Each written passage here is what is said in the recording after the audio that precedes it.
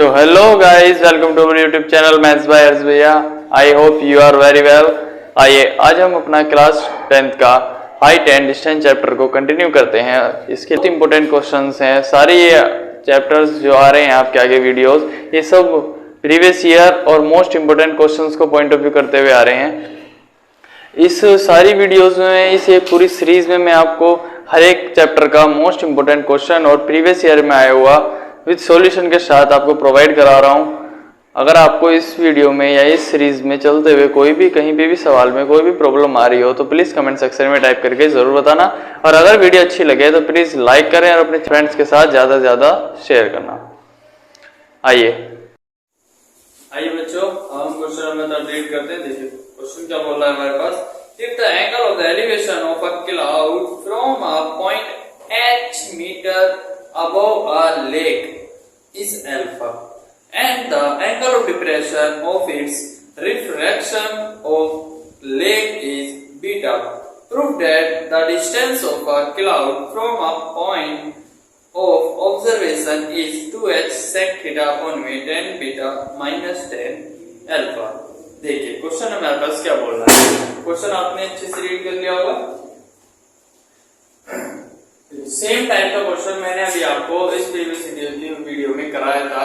इस वीडियो को आप जरूर देखें क्योंकि ये क्वेश्चन सेम उसी पैटर्न का है। आप उस क्वेश्चन को अगर देख के इस वीडियो को आगे व्यू करोगे तो आपको ये क्वेश्चन बहुत इजी रहेगा, क्योंकि सारा इसमें जो चीजें यूज हो रही हैं वो सेम इस वीडियो के कंसेप्ट वाली ही है और उसी सवाल वाली सारी चीजें, बस तरीका उसमें सवाल को सॉल्व करना था, यहाँ पे चीजें बस प्रूफ करनी है। ठीक है, तो आप उस वीडियो को जरूर देखें कि आप अगर उस वीडियो को देख चुके होंगे तो आपका इतना माइंडसेट क्लियर हो जाएगा कि हमें यहाँ पे क्या चीज सिलेक्ट करनी है, किस चीज को किसके इक्वल मानना है। ठीक है, देखिए क्वेश्चन हमारे पास बोल रहा है कि हमारे पास क्या है। सबसे पहले फिगर कंस्ट्रक्ट करते हैं। क्वेश्चन में बोला है हमारे पास एक क्लाउड है। ठीक, एक यहाँ बच्चा खड़ा है जो व्यूअर है, जो देख रहा है लेक से h meter height above lake. ठीक, ये हमारे पास एक h मीटर हाइट है जहां से खड़ा होकर वो लड़का देख रहा है। h मीटर हाइट से लड़का देख रहा है, यानी नीचे की तरफ हमारे पास क्या है, यहाँ की तरफ हमारे पास एक लेक है। ये हमारे पास क्या है, एक लेक है। ठीक, इस लेक में इसकी शैडो बन रही है यहाँ पे। ठीक, अभी लड़का क्या कर रहा है, यहाँ से लड़का यहाँ से जो व्यू कर रहा है, यहाँ से लड़का जो ऑब्जर्व कर रहा है, यहाँ से यहाँ तक ये एंगल ऑफ एलिवेशन देख रहा है। ठीक, तो यहाँ पे इसका एंगल ऑफ एलिवेशन बन रहा है और सेम एंगल ऑफ एलिवेशन देख रहा है अल्फा एंगल। ठीक, और एंगल ऑफ डिप्रेशन से सेम पॉइंट से लेक से h हाइट ऊपर खड़ा होकर ही इस क्लाउड की शैडो को देख रहा है। ठीक, तो यहाँ से एक एंगल बना रहा है अपना बीटा एंगल। बीटा एंगल पे यहाँ से ऑब्जर्व कर रहा है। ठीक, अब हमारे पास यहाँ पे दो राइट एंगल ट्रायंगल बन रहे हैं। एक हमारे पास ये राइट एंगल ट्रायंगल बन गया, दूसरा हमारे पास ये बन गया। इनका नेमिंग कर देते हैं A B C and D. ठीक, इसका नेमिंग कर देते हैं हमारे पास ई, तो इसका हो जाएगा ई डैश। ठीक, अब हमने सब चीज की नेमिंग कर दी है और हम क्या मानने हैं, अपनी यहाँ से यहाँ तक की कुछ डिस्टेंस मान लेते हैं। तो हमारे पास लड़के की जो लड़का यहाँ से ऑब्जर्व कर रहा है बादल को, अपने क्लाउड को, तो क्लाउड से उसकी ए से लेकर बी तक की अपनी ग्राउंड से क्या डिस्टेंस है, हम उसकी डिस्टेंस मान लेते हैं h। हमारे पास डिस्टेंस, तो h तो क्या मान रखिए, तो यहाँ पे मान लेते हैं h डैश है। ठीक, और यहाँ पे हमारे जो लेक की डिस्टेंस जो है वो क्लाउड से वो हमारे पास है l। ठीक, और अपना ये जो लड़का बोल रहा है, इस क्वेश्चन में प्रूफ करके लाना है कि लड़का जो खड़ा है और ये जो क्लाउड को ऑब्जर्व कर रहा है, ये जो डिस्टेंस है यानी कि ये जो आपको क्वेश्चन में गिवन है, ये इसको हम मान लेते हैं x। तो हमारे पास मींस x की वैल्यू हमें इस इक्वेशन के बराबर प्रूफ करके लानी है कि द ऑब्जर्वेशन और क्लाउड के बीच की जो डिस्टेंस है ये हाइपोटेनियस ये जो x है इसको हमें इसके इक्वल लाना है। ठीक है, क्वेश्चन आप अच्छे से समझ चुके होंगे। सेम ही डायग्राम, सेम ही इसमें कंस्ट्रक्शन हमने सेम उस क्वेश्चन में करी थी, इसलिए मैं बोल रहा हूँ आपसे पहले वो वाली वीडियो देखोगे तो आपको ये सब क्लियर हो जाएगा। सेम काम यहाँ पे भी करा है, सेम वहां पे कराया हमने। क्या डिस्टेंस ऊपर कराया गया हमारे पास एक ग्राउंड पे, और यहाँ से ग्राउंड को ऑब्जर्व कर रहा है एंगल एलिवेशन से अल्फा, और बीटा एंगल से ऑब्जर्व कर रहा है हमारे पास डिप्रेशन में, एंगल डिप्रेशन में, जो कि पानी में उसकी शैडो बन रही है क्लाउड की। ठीक, आइए सबसे पहले हम इसमें ऑब्जर्वेशन शुरू करते हैं। ठीक है, सबसे पहले हम अपने एक ट्रायंगल लेके चलते हैं। एक ट्रायंगल हमारे पास क्या बन रहा है यहाँ पे ए बी ई, ये ट्रायंगल लेके चलते हैं।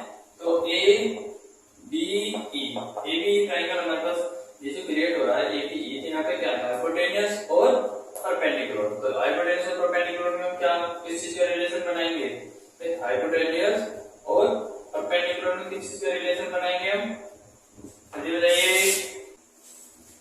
तो यहाँ पे रिलेशन बनाएंगे अपना साइन थीटा का, साइन थीटा बराबर किससे हो जाएगा p/में h।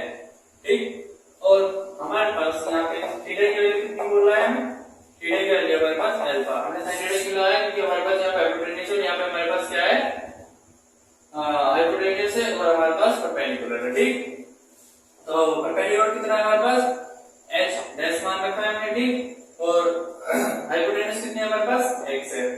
ठीक, तो यहाँ से हम अपना x डैश की वैल्यू निकाल लेते हैं। तो x की वैल्यू हमारे पास कितनी आएगी, यहाँ पे आ जाएगी हमारे पास x इनटू में sin अल्फा।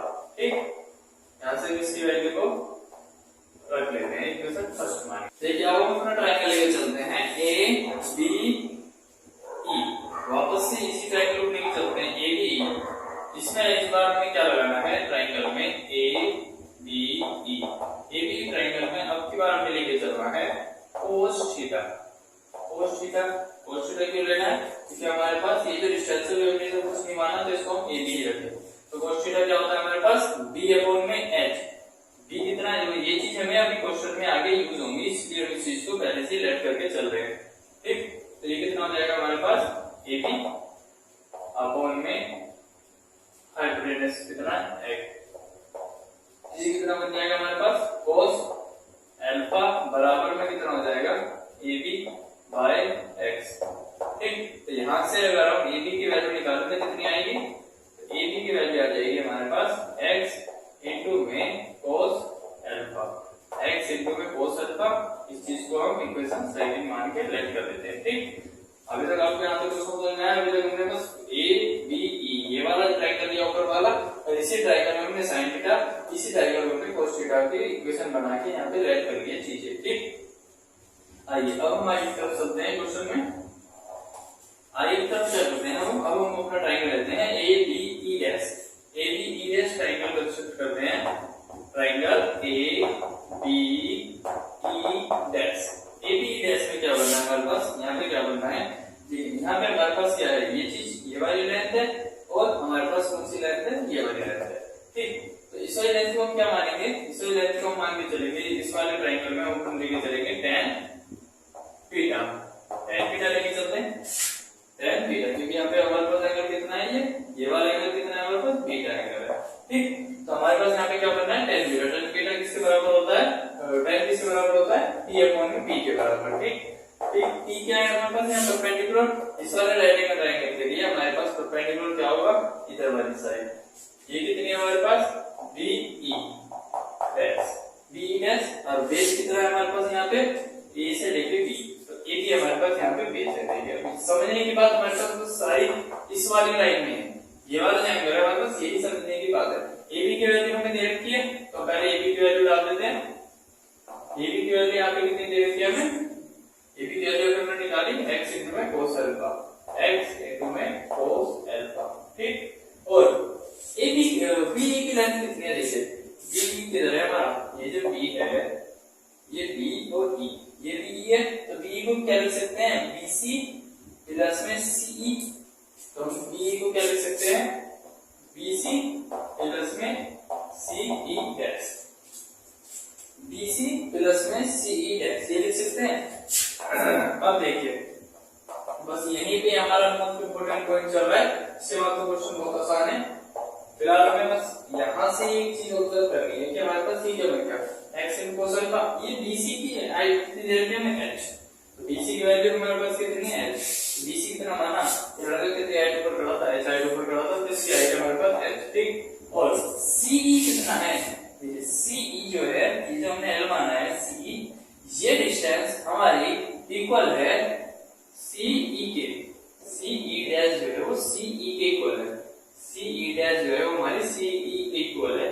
सेम ही क्वेश्चन है ये हमारे पास, तो हम इस चीज को यहाँ पे लिख देते हैं, ये डिस्टेंस जितना हम यहाँ से देख रहे हैं और जितना पानी में बन रहा है, दोनों दूरियां सेम मान के चल रहे हैं, तो ये जितना L है, मतलब कुल मिला के हम ये कह सकते हैं L है हमारा, ये बराबर है H प्लस H डैश के, तो CE जो है ये हमारा इक्वल है CE जो है हमारा ये इक्वल है CE डैश के।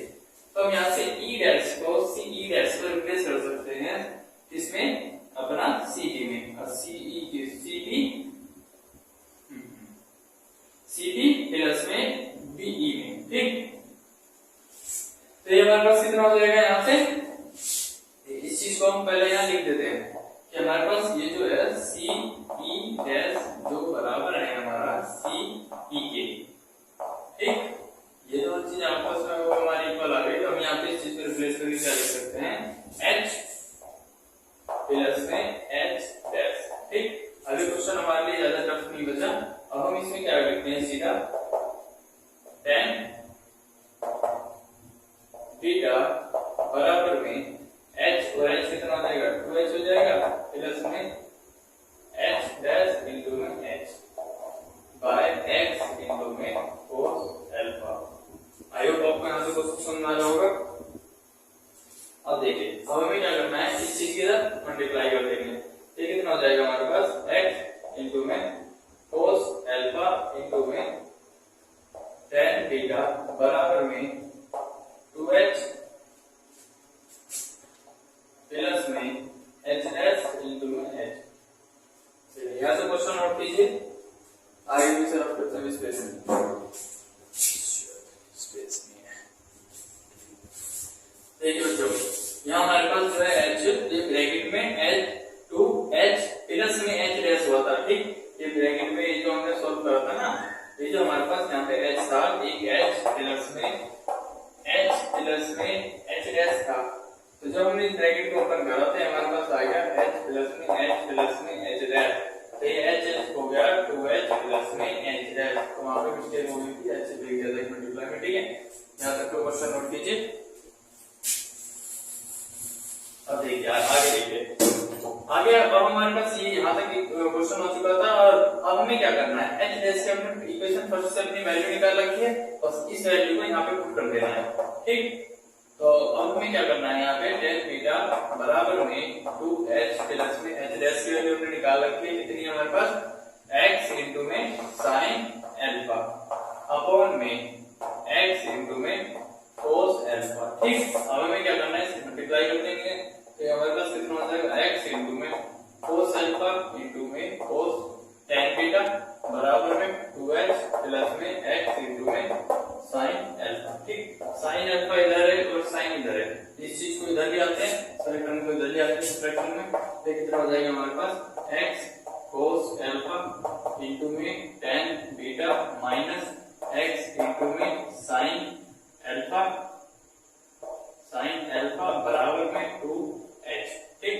अब यहाँ से हमारे पास x है, यहाँ पे x है, तो x यहाँ से कॉमन निकाल लेते हैं, तो हमारे पास टर्म क्या बचेगा अंदर, cos अल्फा इंटू में tan बीटा माइनस में sin अल्फा बराबर में 2 इंटू h, ठीक। तो हम यहाँ से क्या करते हैं, अपना x को इधर छोड़ते हैं और इस साइड टर्म को इसके नीचे ले आते हैं अपने, तो 2h बाय इस साइड टर्म नीचे आ जाएगी, इस साइड टर्म जो हमारे पास नीचे आ जाएगी, तो ये क्या हो जाएगा हमारे पास, cos अल्फा इंटू में tan बीटा माइनस में sin अल्फा। देखिए क्वेश्चन का आंसर हमारे पास यहाँ पे आ चुका है, अगर आपको नहीं ऑब्जर्व हो रहा है तो भी ऑब्जर्व हो जाएगा, यहाँ तक नोट कीजिए। ये क्वेश्चन के स्टेप तो आपको समझ में आ चुके होंगे, ये से हमने क्या करा, इसका नोट कीजिए।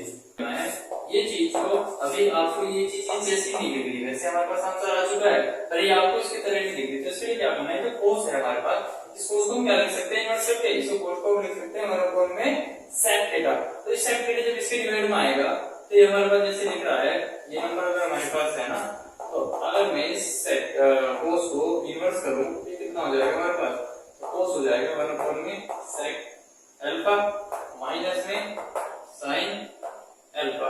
ठीक, तो ये अल्फा का जब एलसीएम इधर लेंगे तो क्या हो जाएगा, इधर एलसीएम आएगा, इस सारे में आ जाएगा sec अल्फा और यहाँ से sec चला जाएगा ऊपर, तो जब यहाँ से sec ऊपर चला जाएगा तो कितना हो जाएगा x इनटू में sec अल्फा अपॉन में, जब यहाँ से हमारे पास आएगा तो ये कितना हो जाएगा tan बीटा माइनस में ये साइन के साथ, अब तो यहाँ से ऊपर चला गया तो यहाँ पे क्या बचा, ये दोनों चीज बची, इन चीजों को क्या लिख सकते हो, ये साइन अल्फा इनटू में sec अल्फा, इसको क्या लिख सकते हो, sec को हम इन्वर्स करके क्या बोलते हैं cos, इस चीज को ये नहीं लिख सकते कि 1/4 में cos, अब sin अल्फा और cos अल्फा को हम क्या लिख सकते हैं tan अल्फा, sin अल्फा और tan अल्फा, तो इसको क्या लिख सकते हैं हम tan अल्फा, और ये तो हमको प्रूव करना था। देखिए ये चीज बहुत आसान थी, ये चीज आपको समझ में आई। तो जब हम इस चीज को यहाँ से रिप्लेस करेंगे तो ये चीज ऊपर चली जाएगी हमारे पास, और यहाँ पे क्या बचेगा हमारे पास sin अल्फा इनटू में sec अल्फा, और sec अल्फा को जब नीचे लाएंगे तो हमारा sin अल्फा अपॉन में cos अल्फा हो जाएगा, sin alpha upon cos alpha क्या होगा हमारे पास tan अल्फा लिख सकते हैं। देखिए ये चीज आ गई हमारे पास, ये हमें प्रूव करनी थी, हाइट ऑफ द टावर, इस चीज की इक्वेशन के इक्वल प्रूव करना था, ये हमने कर दिया। आगे का क्वेश्चन समझ में आएगा, ये बहुत अच्छा लेवल का बहुत बढ़िया क्वेश्चन था, ठीक है। इसको आप अगर समझ में ना आया हो तो प्लीज वापस जाके रिवर्स में जाके दोबारा से इस वीडियो को स्टार्टिंग से देखें, अरे क्वेश्चन आपको समझ में आ जाएगा, ठीक। और डायग्राम में कोई भी दिक्कत आ रही हो तो डायग्राम को अच्छे से समझिए, क्योंकि इसका सबसे ज्यादा केस इसमें डायग्राम का है क्वेश्चन में। आइए नेक्स्ट क्वेश्चन की तरफ चलते हैं, क्वेश्चन नंबर 4 की तरफ चलते हैं। देखिए ये हमारा थोड़ा डिफरेंट टाइप का क्वेश्चन है। ये क्वेश्चन क्या बोल रहा है हमें, क्वेश्चन बोल रहा है a state highway lead to the foot of a tower, a man is standing at the top of a tower, observe a car at an angle of depression of 30 degree which is approaching the foot of the tower with the uniformly speed, and 6 seconds later the angle of depression of the car is found to be the 60 degree angle. Find the further time taken by the car reach the foot of the tower. आपको question समझ में आया? देखिए question ने क्या बोल रहा है, क्वेश्चन बोल रहा है कि एक हमारे पास हाईवे है, हाईवे पे कार चलती है, हमारे पास एक कार है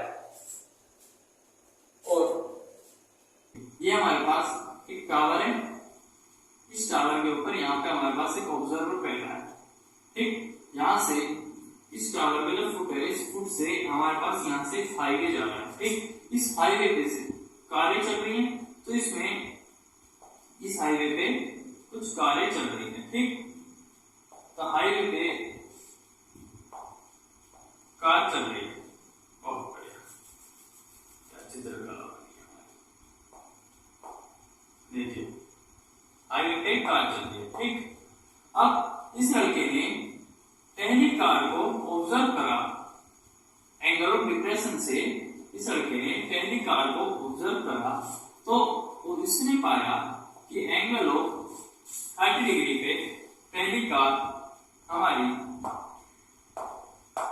इस एंगल से जा रही थी, ठीक। उसने फिर 6 सेकंड बाद देखा दोबारा तो ये कार कुछ इस एंगल पे नजदीक आ गई थी, तो एंगल ऑफ डिप्रेशन फिर ये ऊपर से झांक रहा है, नीचे कारों को देख रहा है बैठा हुआ, इस टावर के ऊपर ही टॉप पे बैठा हुआ कारों को चलते हुए देख रहा है। तो टावर के टॉप से जब कारों को देखेगा तो एंगल ऑफ डिप्रेशन लगेगा, तो पहली कार को देख रहा है तो ये एंगल लगा। अब यही कार थोड़ी देर बाद यूनिफॉर्म स्पीड से चल रही है, तो चलती जब आगे आई तो एंगल ऑफ डिप्रेशन यहाँ पे इंक्रीज होके कितना हो गया, 60 डिग्री हो गया। जब चीजें तुम्हारे पास आती है तो एंगल बढ़ता है, जब चीजें दूर जाएंगी तो एंगल घटेगा, एंगल डिक्रीज होगा, एंगल कम होगा, ठीक। तो दूर खड़ी थी जब तक 30 डिग्री एंगल था, जब पास आ गई तो कितने डिग्री एंगल हो गया, 60 डिग्री एंगल हो गया। अब ये 6 सेकंड बाद यहाँ पे पास आ गई। अभी क्वेश्चन ने बोला है कि फर्दर सेम यूनिफॉर्म स्पीड से चलते हुए कार को जितना यहाँ से यहाँ तक आने में समय लगा था 6 सेकंड का, तो ऐसे ही यहाँ से यहाँ आने में कितना समय लगेगा, ये टाइम हमको निकालना है, ठीक। अब हम इसका नेमिंग कर देते हैं ए बी सी। एक हमारे पास क्या ट्राइंगल बन गया और एक बी। तो यहाँ पे हमारे पास दो छोटे छोटे ट्राइंगल बन चुके हैं, ठीक। और हमसे टावर की हाइट कितने बोल रहे हैं?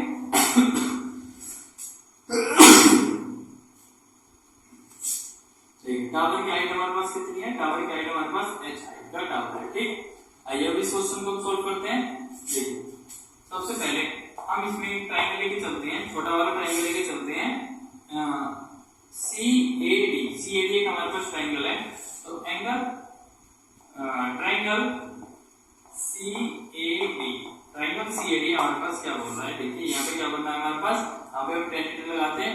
tan थीटा क्यों लगाना है? क्योंकि ये हमारे पास क्या है? परपेंडिकुलर है, यहाँ पे हमारे पास बेस है। तो हमारे पास ये कितना बनेगा?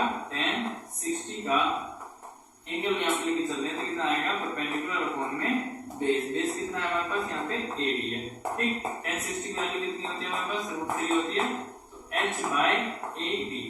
और AD की वैल्यू अगर मैं यहाँ से फाइंड आउट करूँ तो हमारे पास वैल्यू कितनी आएगी? अगर मैं यहाँ से h की वैल्यू फाइंड आउट करूँ तो हमारे पास h की वैल्यू कितनी आएगी? यहाँ से h की वैल्यू आएगी हमारे पास √3 इंटू में AD, ठीक। इसको इक्वेशन फर्स्ट मान के फोल्ड कर देते हैं, ठीक। आइए अब अपना सेकंड ट्राइंगल लेके चलते हैं। सेकंड ट्राइंगल क्या दिख रहा है हमको? CAD, बड़ा वाला ट्राइंगल लेके चलते हैं। तो हमारे पास यहाँ पे क्या हो जाएगा? ट्राइंगल इन ट्राइंगल CA और D। CAD लेके चल रहे हैं इस बार, तो यहाँ पे सेम अपना tan थीटा लगेगा। एंगल कितना मान रखा हमने? 30 डिग्री का मान रखा है। यहाँ पे कितना आएगा हमारे पास? h परपेंडिकुलर अपॉन में बेस। बेस कितना है हमारे पास? देखिए बेस कितना है हमारे पास? यहाँ पे बेस है हमारे पास AB बेस है। सेम 30 डिग्री की वैल्यू कितनी होती है? 1/√3 होती है। 1/√3 बराबर में h/AB, ठीक। हम यहाँ से वापस h की वैल्यू अगर हम फाइंड आउट करेंगे तो कितनी आएगी? h की वैल्यू हमारे पास यहाँ पे कितनी आएगी? AB/√3, ठीक। तो यहाँ पे इक्वेशन सेकंड मान लेते हैं, ठीक। अब देखिए आगे, अब दोनों इक्वेशन को अगर मैं आपस में दोनों को इक्वेट कर दूं तो from equation first and second दोनों से अगर हम यूज करते हुए बताएं, दोनों को आपस में इक्वेट करें तो हमारे पास वैल्यू क्या आएगी? AB/√3 बराबर में √3 इंटू में AD, ठीक। हमारे पास ये वैल्यू आ जाएगी। तो इस चीज को अगर हम ऑब्जर्व करें तो यहाँ से अगर मैं √3 को नीचे लिया हूं तो हमारे पास यहाँ वैल्यू कितनी आ जाएगी? AB/√3 इंटू √3, ये √3 चला जाएगा तो कितना हो जाएगा? 3 बराबर में कितना हो जाएगा? AD के, ठीक। और AB हमारे पास क्या है? देखिए AB हमारे पास क्या है? AB जो है ये पूरी लेंथ है यहाँ से यहाँ तक की, तो AB हमारे पास क्या हो जाएगा? AD प्लस में DB, AD प्लस में DB हो जाएगा। तो AD प्लस में DB हम इसको AB को लिख सकते हैं AD प्लस में DB, ठीक। और इस तरीके को अगर मैं इधर मल्टीप्लाई करूं तो कितना आ जाएगा हमारे पास? 3AD। तो 3AD और AD ये जो सेपरेट होगी कितना हो जाएगा? ये हमारे पास हो जाएगा इधर 2AD, ठीक। और इस चीज को भी यही लिख देते, छोड़ देते हैं, ठीक है। ये हमारे पास वैल्यू कितनी आ गई? BD की वैल्यू आ गई। BD की वैल्यू हमारे पास आ गई 2 इंटू में AD, ठीक।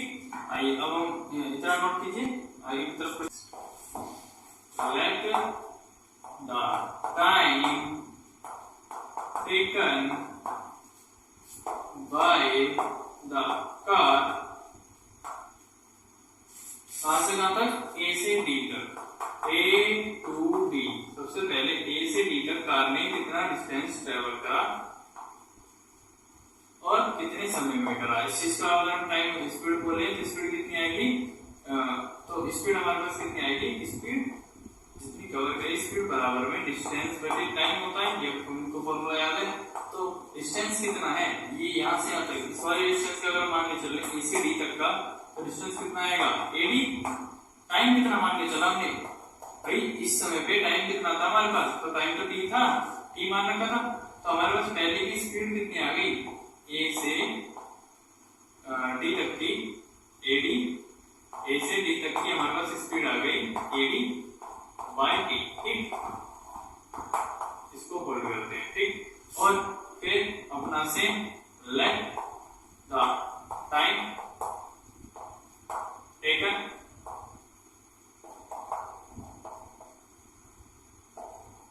टेकन बाय द कार के द्वारा जितना टाइम टेकन करा गया।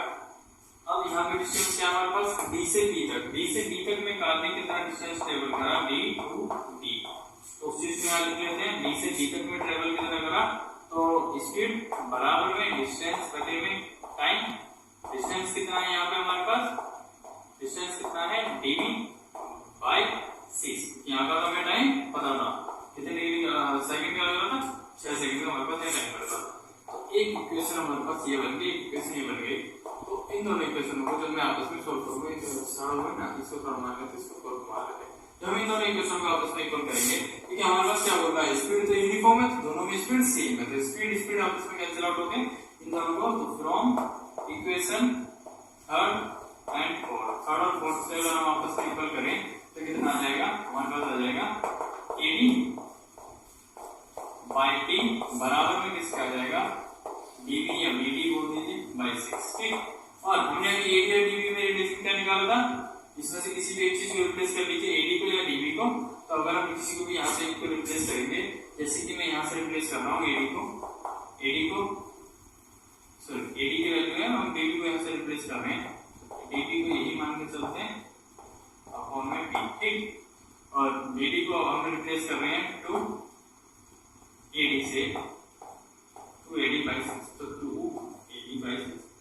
BD से हमने इसको रिप्लेस कर दिया, तो यहाँ से AD कैंसिल आउट हो गया, और 2 से कितना कैंसिल आउट हो गया हमारा 1 बाई 3। तो ठीक, AD से AD कैंसिल आउट हो गया, और यहाँ से हमने क्या करा, ठीक है, AD से AD कैंसिल आउट हो गया, तो यहाँ 2 था, 2 से 6 कैंसिल आउट हो गया 3 टाइम, तो T की वैल्यू कितनी आ गई हमारे पास, 3 आ गई। ठीक, तो मतलब यहाँ से यहाँ तक जाने में इसको 3 सेकंड का समय लगा। ठीक, ये हमारा आंसर था। ये पूछ रहा था कि यहाँ से यहाँ तक जाने में हमारे पास कितने समय लगा, तो हमारा आंसर आ गया 3 सेकंड का समय लगा इसको A से D तक का डिस्टेंस कवर करने के लिए। अगर आपको समझ में आएगा, देखिए इस क्वेश्चन में बस ये भी कहता था, स्पीड दोनों की सेम थी, यूनिफॉर्म स्पीड से था, इसलिए हमने दोनों को इक्वल कर दिया। ठीक, इसकी सोच देखिए, आई होप आपको क्वेश्चन समझ में आए होंगे। अगर आपको क्वेश्चन अच्छे लगे तो प्लीज कमेंट करके जरूर बताएं, और सब्सक्राइब करें इस चैनल को अपने फ्रेंड्स के साथ। और अब हम नेक्स्ट वीडियो में मिलते हैं नेक्स्ट क्वेश्चंस के साथ। Thank you.